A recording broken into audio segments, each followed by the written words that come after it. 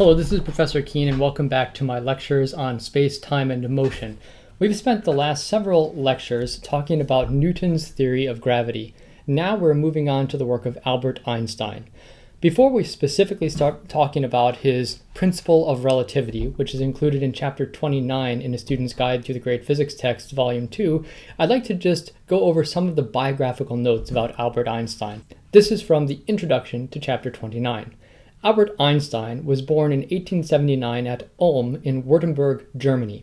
He received a diploma in 1901 from the Swiss Federal Polytechnic Institute or School in Zurich, where he studied physics and mathematics. After he sought in vain to acquire a teaching position, he worked as a technical assistant in the Swiss Patent Office in Bern, Switzerland. He received his doctorate in 1905. He was appointed a lecturer at Bern University in 1908, an associate professor of theoretical physics at Zurich University in 1909, and professor of theoretical physics at the German University in Prague in 1911. After returning to Zurich, he went on to become the director of the Kaiser Wilhelm Physical Institute and professor at the University of Berlin. So that's some of historical information about where he moved from university to university. In 1933, he moved to the United States and became a professor of theoretical physics at Princeton University. He retired in 1945, and he became a leading advocate for the creation of a single worldwide government with global jurisdiction.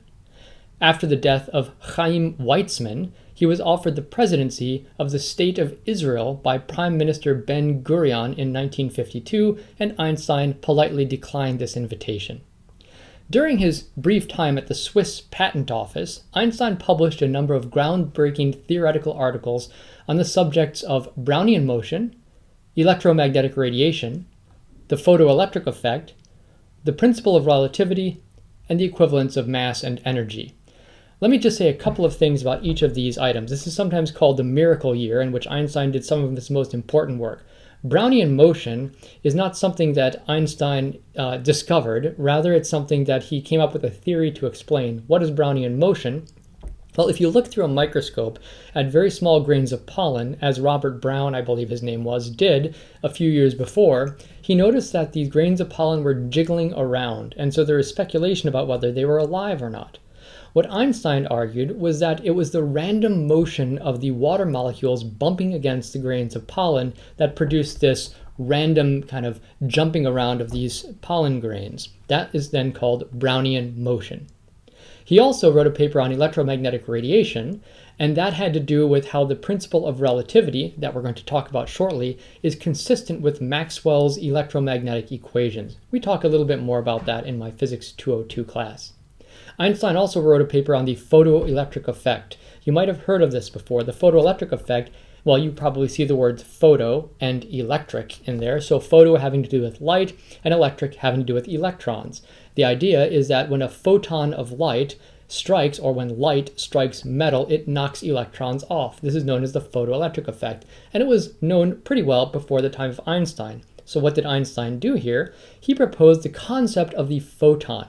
What's happening is light is not strictly an electromagnetic wave. Rather, it comes in little packets or particles that he termed photons, and these are what knock the electrons off of the surface of the metal.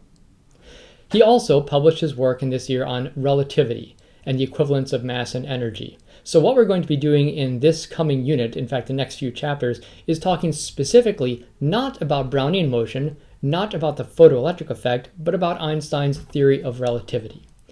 Einstein was later awarded a Nobel Prize in physics for his work on the photoelectric effect. His name is, though, most often associated with his theory of relativity. Einstein describes his theory of relativity as a logically rigid and astoundingly simple combination and generalization of earlier work by scientists like Newton, the same Newton that we've studied, James Clerk Maxwell, Ernst Mach, Heinrich Lorentz, and Henri Poincaré.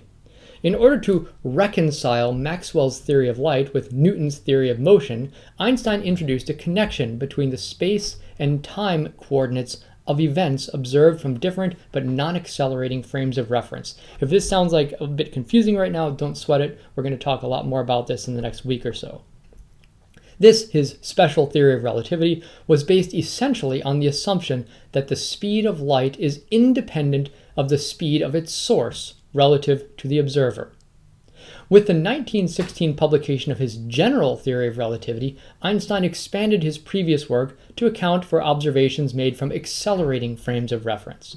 These considerations led to a complete reconceptualization of the relationship between mass, gravity, space, and time. Accounts of both the special and general theories of relativity are included in Einstein's popular book called Relativity, which was translated from German into English by Robert Lawson and published by the Henry Holt Company in 1920. In this book, Einstein provides, as he says, an exact insight into the theory of relativity to those readers who, from a general scientific and philosophical point of view, are interested in the theory, but who are not conversant with the mathematical apparatus of theoretical physics. So this book, from which we'll be reading selections, is designed for the layman, the non-mathematician who wants to get a flavor for what his theory of relativity is about. You can decide how simple you think it is. The readings in the remaining chapters of this present volume, from which I'm reading this, are from part 1 of Einstein's book Relativity, which focuses on Einstein's special theory of relativity. Einstein begins here with insightful musings about the relationship between the laws of physics, Euclidean geometry, and the concept of truth. He then proceeds to carefully examine how people typically assign space and time coordinates to a particular event. These seemingly mundane observations will lead to a highly counterintuitive result when he later turns to measurements of the speed of light. So that's just some introductory material. If you didn't get all that, don't sweat it. What we're going to be doing over the next week or so is talking about his theory of relativity and some of the counterintuitive implications of his theory of relativity. So what I'd like to do, in this set of lectures, I'm going to be diverging a bit from doing a close reading of the text, and I'm going to be doing a bit more kind of free-form lecturing on the theory of relativity. And so what I'd recommend that you do is watch these videos, but also read the text, and it's going to help you approach it from a couple of different angles. And I know it from my perspective, when studying the theory of relativity, it was always helpful to have different explanations of the same phenomenon to help me wrap my head around it. Because a lot of this is not very mathematically sophisticated, but you'll find it to be conceptually a bit challenging.